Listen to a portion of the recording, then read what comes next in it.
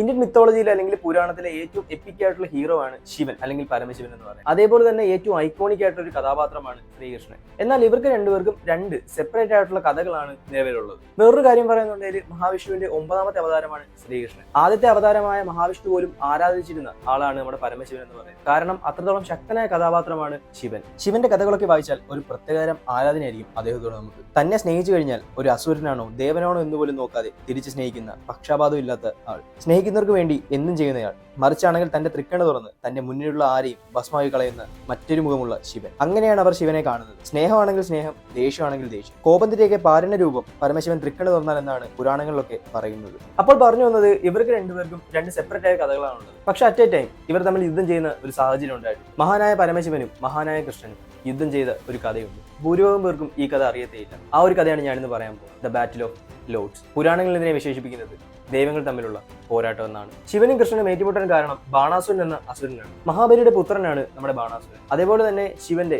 ഏറ്റവും വലിയ ഭക്തനുമാണ് ബാണാസുരൻ. ഒരിക്കലാണെങ്കിൽ ഉഗ്ര തപസ്സിലേർപ്പെട്ട ബാണാസുരൻ ശിവനെ പ്രത്യക്ഷപ്പെടുത്തുകയും ശിവന്റെ കയ്യിൽ നിന്ന് ഒരു ഉഗ്രവരം മേടിക്കുകയും ചെയ്തു. ആ വരം എന്ന് പറയുന്നത് ഇതാണ്: തനിക്ക് 1000 കൈകൾ വേണമെന്നും അതിനൊത്ത ശക്തി തരണമെന്നും അതേപോലെ തന്നെ തനിക്ക് ആരെങ്കിലും വേണ്ടി യുദ്ധം ചെയ്യുന്ന സമയത്ത് ഒരു പരിസ്ഥിതി ഉണ്ടായി കഴിഞ്ഞാൽ അവരോട് യുദ്ധം ചെയ്യാൻ പരമശിവൻ ആഗതനാവണം എന്നൊരു വരമാണ് ബാണാസുരൻ ശിവന്റെ കയ്യിൽ നിന്ന് മേടിച്ചത്. അങ്ങനെ വരം ലഭിച്ചതോടുകൂടി ബാണാസുരൻ മഹാ അക്രമശക്തനും അഹങ്കാരിയൊക്കെ ആയി തീരുകയാണ്. അതിനുശേഷം കണ്ട സ്ഥലമെല്ലാം ആക്രമിക്കുകയും അതേപോലെ തന്നെ പരമശിവന്റെ വാസസ്ഥലമായ കൈലാസം പോലും ആക്രമിച്ച് കീഴടക്കുന്ന ഒരു സ്ഥിതിയിലേക്ക് നമ്മുടെ ബാണാസുരൻ എത്തുകയാണ്. ഇത് കണ്ട ശിവൻ പറഞ്ഞു, നിന്റെ നാശം അടുത്തു കഴിഞ്ഞു. ഒന്ന് ഓർത്തുകൊള്ളുക, നിന്റെ കൊട്ടാരത്തിന്റെ പുറത്ത് സ്ഥാപിച്ചിട്ടുള്ള ഗോപുരത്തിന്റെ കൊടി വീഴുമ്പോൾ, നിന്റെ സാമ്രാജ്യത്തിന്റെ കൊടി നിലം പതിക്കുമ്പോഴേക്കും നിന്റെ നാശം എണ്ണിത്തുടങ്ങും. അന്നാണ് നിന്റെ നാശമെന്ന് ബാണാസുരനെ ശിവൻ ഓർമ്മിപ്പിച്ചു. ബാണാസുരൻ ഇതൊന്നും കാര്യമാക്കിയില്ല. ഈ ബാണാസുര ചക്രവർത്തിയുടെ മകളായിരുന്നു ഉഷ. ഒരു ദിവസം ഉഷ ഒരു ചിന്തയിലാണ്ടിരിക്കുന്ന സമയത്ത് പാർവതി പ്രത്യക്ഷപ്പെടുകയാണ് ചെയ്തത്. എന്നിട്ട് പാർവതി ദേവി ഉഷയോട് ചോദിച്ചു, എന്താണ് നീ ഇത്ര ചിന്തിക്കുന്നത്? അപ്പൊ ഉഷ പാർവതി ദേവിയോട് പറയുകയാണ്, അല്ലയോ ദേവി, ഞാനിങ്ങനെ ചിന്തിക്കുകയാണ്, എനിക്ക് ഭാവിയിൽ വരാൻ പോകുന്ന വരൻ ആരായിരിക്കും, എവിടെ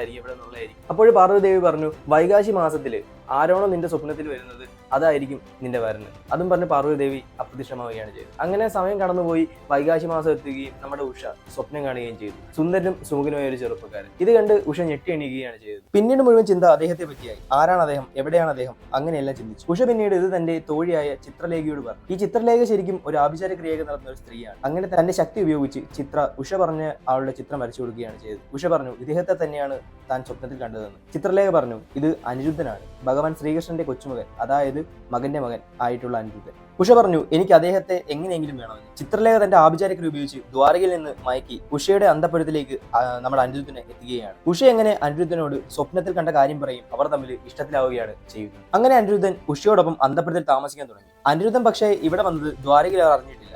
കാര്യം ചിത്രലേഖ തന്നെ മന്ത്രശക്തി കൊണ്ട് ആണല്ലോ അനിരുദ്ധനെ ഇവിടെ കൊണ്ടുവന്നത്. അങ്ങനെ നമ്മുടെ അനിരുദ്ധനെ ദ്വാരകയിൽ നിന്ന് കാണാതായപ്പോഴത്തേക്ക് അവിടെ ഫുള്ള് പ്രശ്നങ്ങളാവാൻ തുടങ്ങി. അനിരുദ്ധനെ വേറെ രാജ്യത്തിലുള്ള ആളുകൾ തട്ടിക്കൊണ്ടുപോയതാണെന്നും കൊലപ്പെടുത്തിയതാണെന്നും അങ്ങനെ ഒരുപാട് കാര്യങ്ങൾ അവിടെ ഇങ്ങനെ പ്രചരിക്കുകയാണ്. ശ്രീകൃഷ്ണന്റെ പൗത്രനാണല്ലോ നമ്മുടെ അനിരുദ്ധൻ. ഇതൊക്കെ കേട്ടപ്പോഴേക്ക് ശ്രീകൃഷ്ണനും ഭയങ്കര ഭീതിയും കാര്യങ്ങളൊക്കെ ഉണ്ടായി. അനിരുദ്ധനോടെ പോയെന്ന് അറിയാൻ വയ്യ, എന്താ പറ്റിയെന്ന് അറിയാൻ വയ്യ, ഇവിടെ കാണാനില്ല. ആകപ്പാടെ ഒരു ഭീതി നിപുണമായ രീതിയിലായി ദ്വാരക എന്നുള്ളത്. അങ്ങനെ ബാണാസുരന്റെ സൈനികർക്ക് അനിരുദ്ധനെ കൊട്ടാരത്തിൽ ഉഷയുടെ അന്തഃപുരത്തിലുണ്ടെന്ന് ഇങ്ങനെയുള്ള സംശയങ്ങൾ ഉണ്ടാവുകയും ഈ ഒരു കാര്യം കാവൽഭടന്മാരെ എന്ന് നമ്മുടെ ബാണാസുരനോട് ധരിപ്പിക്കുകയാണ് ചെയ്തത്. അങ്ങനെ ബാണാസുരൻ തന്റെ കാവൽഭടന്മാർക്ക് നിർദ്ദേശം കൊടുക്കുക, അനിരുദ്ധൻ ഈ കൊട്ടാരത്തിലുണ്ടെങ്കിൽ വേഗം തന്നെ പിടിച്ചു കെട്ടി തന്റെ മുന്നിൽ ഹാജരാക്കുക എന്ന് നമ്മുടെ ബാണാസുരൻ തന്റെ കാവൽഭടന്മാരോട് പറയുകയാണ് ചെയ്തത്. അങ്ങനെ കാവൽഭടന്മാര് നമ്മുടെ ഉഷയുടെ അന്തഃപുരത്തിൽ നിന്ന് നമ്മുടെ അനിരുദ്ധനെ കണ്ടെത്തുകയാണ് ചെയ്തത്. അവിടെ വെച്ച് അനിരുദ്ധനും ബാണാസുരന്റെ കാവൽഭടന്മാരും തമ്മിൽ ഉഗ്രമായ യുദ്ധം ഉണ്ടാവുകയാണ്. പക്ഷേ അനിരുദ്ധൻ എന്ന് പറയുന്നത് കൃഷ്ണന്റെ കൊച്ചുമോൻ തന്നെ, അതുപോലെ തന്നെ യുദ്ധത്തിൽ അജയനാണ് നമ്മുടെ അനിരുദ്ധൻ എന്ന് പറയുന്നത്. അത്രത്തോളം ഘോരമായ യുദ്ധം അവിടെ ഉണ്ടാവുകയും അത്രയും വന്ന കാവൽഭടന്മാർക്ക് അനിരുദ്ധനെ തോൽപ്പിക്കാൻ കഴിഞ്ഞില്ല. അങ്ങനെ ഒരുപാട് ഭടന്മാർ വന്നപ്പോൾ നേരത്തെ പറഞ്ഞിട്ടുള്ള ആ ഗോപുരം എടുത്ത് ഇവർക്ക് നേരെ പ്രയോഗിക്കുകയാണ്. ആ ഗോപുരത്തിന്റെ കൂടി നിരത്ത് വധിച്ചു. ഒന്ന് ഓർത്തുകൊള്ളുക, ബാണാസുരന്റെ അന്ത്യം ആരംഭിച്ചു കഴിഞ്ഞിരിക്കും. ആർക്കും തന്നെ അനിരുദ്ധനെ പരാജയനാക്കാൻ കഴിഞ്ഞില്ല. അവസാനം മന്ത്രിയുടെ ഉപദേശം സ്വീകരിച്ച് ബാണാസുരൻ തന്നെ യുദ്ധത്തിനായിട്ട് ഇറങ്ങുക നമ്മുടെ അനിരുദ്ധനായിട്ട്. ബാണാസുരൻ ചെന്ന് നാഗാസ്ത്രം എന്ന് പറയുന്ന വളരെ ബ്രൂട്ടൽ ആയിട്ടുള്ള ഒരു അസ്ത്രം പ്രയോഗിച്ച് അനിരുദ്ധനെ കീഴ്പ്പെടുത്തി തടങ്കലിൽ വെച്ചു. ഈ വിവരം ദ്വാരകയിൽ നാരദനെ അറിയിച്ചു. നാരദന്റെ കാര്യം അറിയാലോ, ഇവിടെ നടക്കുന്ന കാര്യം അവിടെ ചെന്ന് പറയും, അവിടെ നടക്കുന്ന കാര്യം ഇവിടെ എന്ന് പറയും. പരസ്പരം തമ്മിലടിപ്പിക്കുക എന്നൊരു സ്വഭാവമുള്ളൊരു ക്യാരക്ടറാണ് നമുക്ക് പലപ്പോഴും നാരദനെ കാണാൻ സാധിക്കുന്നത്. അങ്ങനെ നാരദൻ ചെന്ന് നമ്മുടെ ദ്വാരകയിലുള്ള കൃഷ്ണനെ കാര്യം അറിയിക്കുകയാണ് ചെയ്തത്.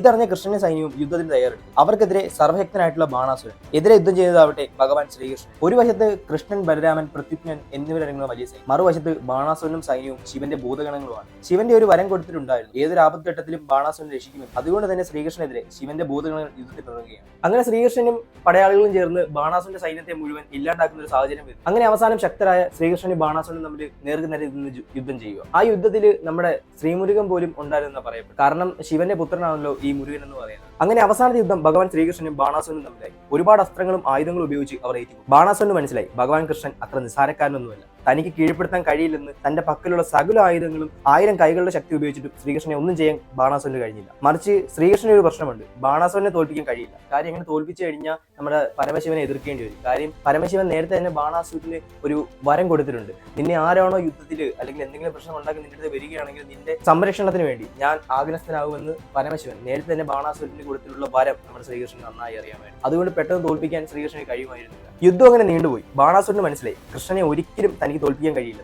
അങ്ങനെ ബാണാസുരൻ പരമശിവനെ സഹായത്തിനായി വിളിക്കുകയാണ്. കാരണം നേരത്തെ പറഞ്ഞ പോലെ പരമശിവൻ കൊടുത്തൊരു വരമുണ്ട്. അങ്ങനെ ബാണാസുരന് വേണ്ടി പരമശിവൻ കൃഷ്ണനുമായി യുദ്ധം ചെയ്യുകയാണ്. ശ്രീകൃഷ്ണൻ അറിയാം ഒരിക്കലും ശിവനോട് യുദ്ധം ചെയ്ത് പിടിച്ചെടുക്കാൻ കഴിയും. പക്ഷേ ശ്രീകൃഷ്ണൻ ഒരുപാട് ആരാധിക്കുന്ന വ്യക്തിയാണ് പരമശിവൻ. പക്ഷേ എന്തുകൊണ്ട് ഇത്ര ആരാധിക്കുന്ന ഭക്തിയുള്ള വ്യക്തിയുമായി ശ്രീകൃഷ്ണൻ യുദ്ധം ചെയ്തതെന്ന് ചോദിച്ചു കഴിഞ്ഞാൽ ശ്രീകൃഷ്ണന്റെ ധർമ്മം എന്ന് പറയുന്നത് അതാണ്.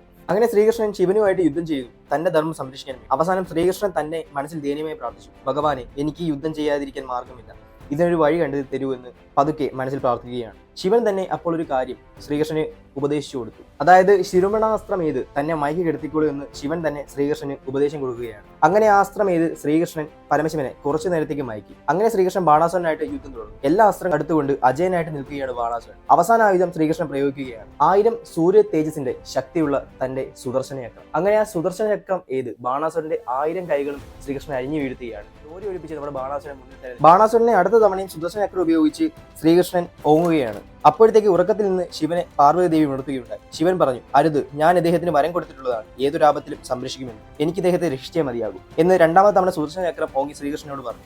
അത് തടുക്കുകയാണ് പരമശിവൻ ചെയ്തത്. പക്ഷെ 1000 കൈകൾ നഷ്ടമായി നിൽക്കും. ബാണാസുരന് മനസ്സാമം സംഭവിക്കുകയാണ്. അങ്ങനെ രണ്ടുപേരോടും ശ്രീകൃഷ്ണനോടും പരമശിവനോടും മാപ്പ് ചോദിക്കുകയാണ്. കാൽക്കൽ വീണ് സാഷ്ടാംഗം നമസ്കരിച്ച് മാപ്പ് ചോദിക്കുകയാണ്. അവർ ബാണാസുരന് മാപ്പ് കൊടുത്തു, വരം കൊടുത്ത് അനുഗ്രഹിച്ചു. ആ തെറ്റ് അവർ പൊറുത്തു. ഇതാണ് അവരുടെയൊക്കെ ധർമ്മം. തെറ്റ് ചെയ്തവർ ആരോ അവർ മാപ്പ് ചോദിച്ച് അവർ യുദ്ധത്തിൽ തോൽക്കുകയും ചെയ്തു. ഇനി അവർക്ക് ധർമ്മമാണ് വേണ്ടത്. അപ്പോൾ ഇതുപോലുള്ള ഇൻട്രസ്റ്റിംഗ് കണ്ടന്റുകൾ നിങ്ങൾക്ക് കേൾക്കാൻ താല്പര്യമുണ്ടെങ്കിൽ നമ്മുടെ ചാനൽ ജസ്റ്റ് സബ്സ്ക്രൈബ് ചെയ്യുക. ഈ വീഡിയോ നിങ്ങൾക്ക് ഇഷ്ടമായി ലൈക്ക് ചെയ്യുക. നിങ്ങളുടെ അഭിപ്രായ നിർദ്ദേശങ്ങളും കമന്റുകളായിട്ട് രേഖപ്പെടുത്തുക. അപ്പോൾ അടുത്ത വീഡിയോ ആയിട്ട് വരുന്നവരെ ബൈ.